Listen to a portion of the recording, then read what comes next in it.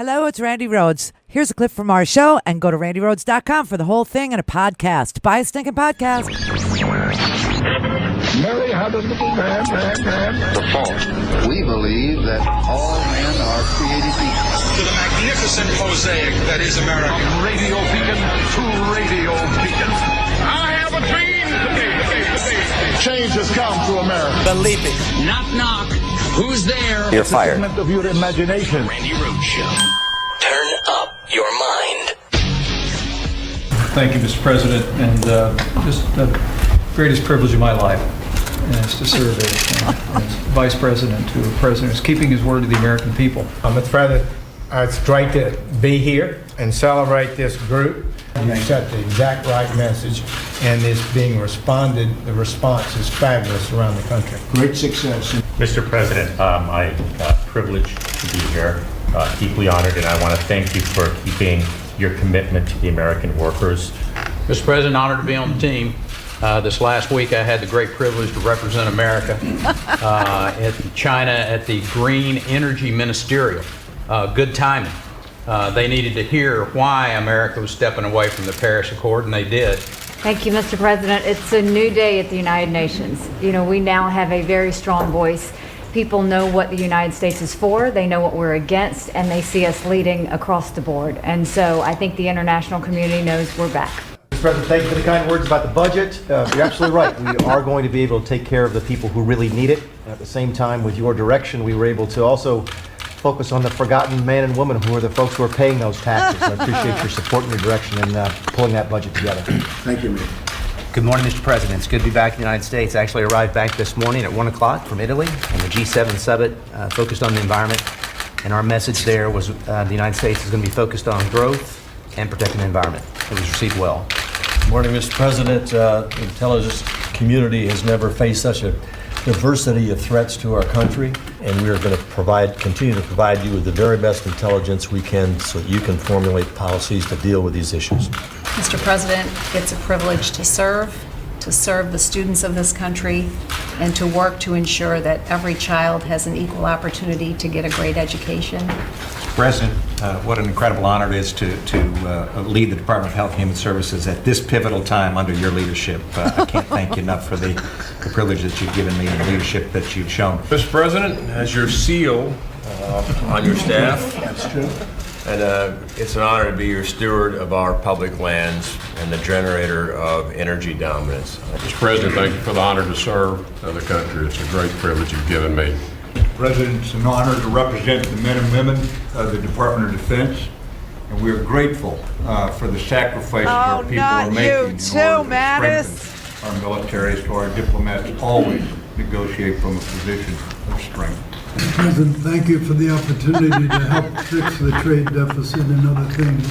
So I'm thrilled to have a chance to help you live up to your campaign promises. Mr. President, last week was a great week. It was Infrastructure Week. Thank you so much for coming over to the Department of Transportation. I missed Infrastructure Week. Hundreds and hundreds of people were just so thrilled, hanging out, watching the whole ceremony. Mr. President, proud to be here. Certainly very proud to represent the 250,000 men and women that serve the country in DHS, working with all of our partners to the south. 70% drop in illegal immigration.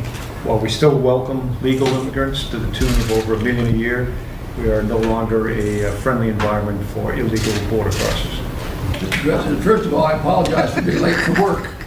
In about 4 months, I got bogged down in that swamp that you've been trying to plan. Good morning, Mr. President. Thank you for the opportunity to serve at SBA. Our outreach with SCORE and our other programs are being so successful, so thank you. We're on a good trajectory and still a lot of work to do. On behalf of the entire senior staff around you, Mr. President, we thank you for the opportunity and the blessing that you've given us to serve your agenda and the American people, and we're continuing to work very hard every day to accomplish those goals. That was the biggest circle jerk you will ever see, no matter how much porn you invest in. And oh, yes, it's an investment. You will never. All that was missing from this were the tissues on the table and the Lubriderm. But Chuck Schumer, I told, what? Why are you doing that to me? I want to thank everybody for coming. I just thought we'd go around the room. Lucy, how'd we do on the Sunday show yesterday? Your tone was perfect. You were right on message. Michelle, how'd my hair look coming out of the gym this morning? You have great hair. Nobody has better hair than you. Before we go any further, I just want to say thank you for the opportunity and blessing to serve your agenda.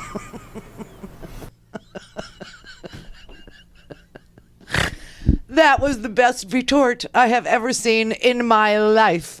Chuck Schumer. Now, obviously, Jeff Sessions is testifying right now under oath.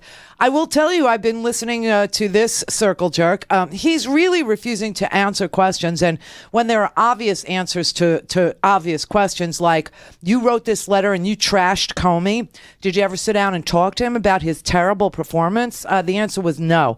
I'll play you just what you may have missed. And then, just know I have it paused. We can go back to it.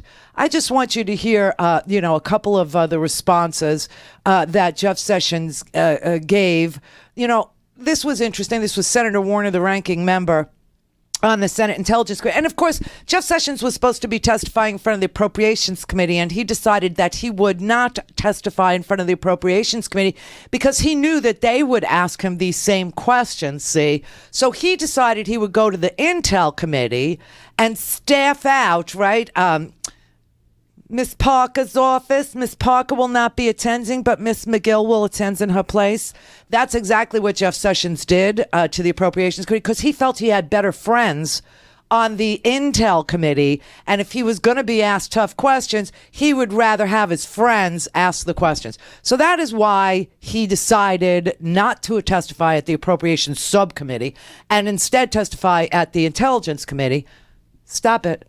And so Senator Warner asked him, did you ever admonish James Comey? I mean, you wrote this letter. You recused yourself from all things, to do with the campaign, all investigations to do with Russia.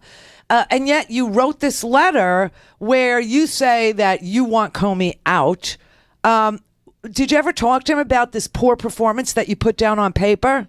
That you'd reached this conclusion about the performance of then-Director Comey's ability to lead the FBI, that you agreed with Deputy Attorney General Rosenstein's memo, the fact that you'd worked with Director Comey for some time. Did you ever have a conversation as a superior of Director Comey with his failure to perform or some of these accusations that he wasn't running the FBI in a good way or that somehow the FBI is in turmoil? Did you have any conversations with Director Comey about those subjects? I did not.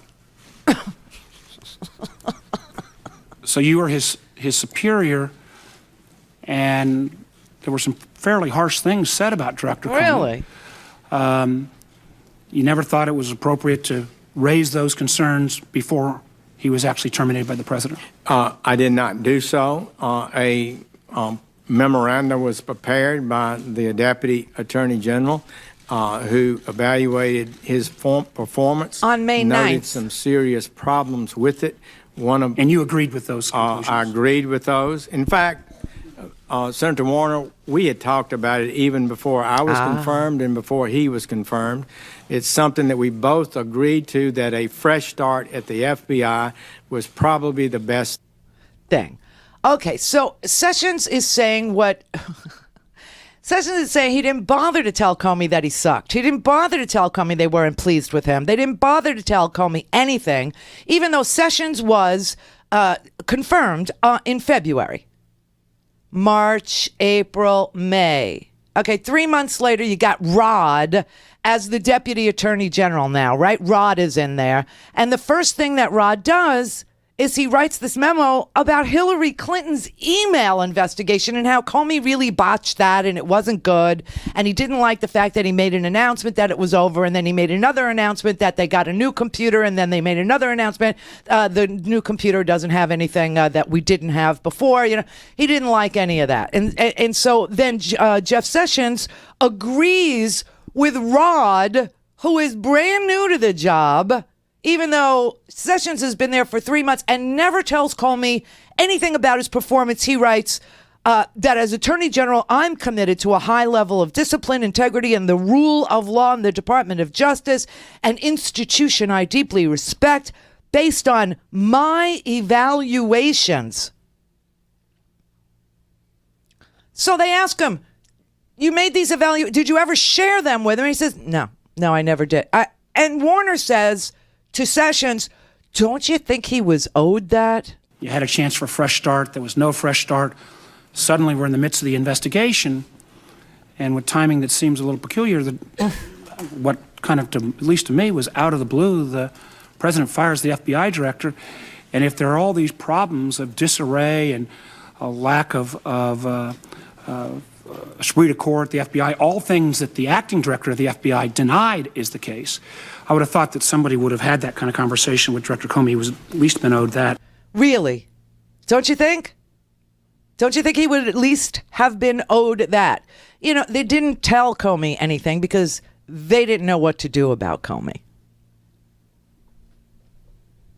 Now, when the meeting happened in the Oval Office and Jeff Sessions left Comey alone in the office, shirking his duties and his responsibility again as Comey's superior to get Comey's back, because the president is not supposed to be asking the lead investigator in an investigation that may include not just the president, but people in his cabinet, and certainly people on his transition team, and certainly somebody who was recently fired, Michael Flynn.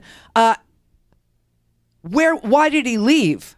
Well, he gives two different responses. Okay, first he's asked, why did you leave Comey alone? And then Marco Rubio follows up. So here's the first. Director Comey had some level of uncomfortableness. You never asked Director Comey what took place in that meeting? Well, I would just say it this way. We were there. I was standing there. And without revealing any conversation that took place, what I do recall is that I did depart. I believe everyone else did depart, and Director Comey was sitting in front of the president's desk and they were talking. So that's what I do remember. I believe it was the next day that he said something, expressed concern about being left alone with the president.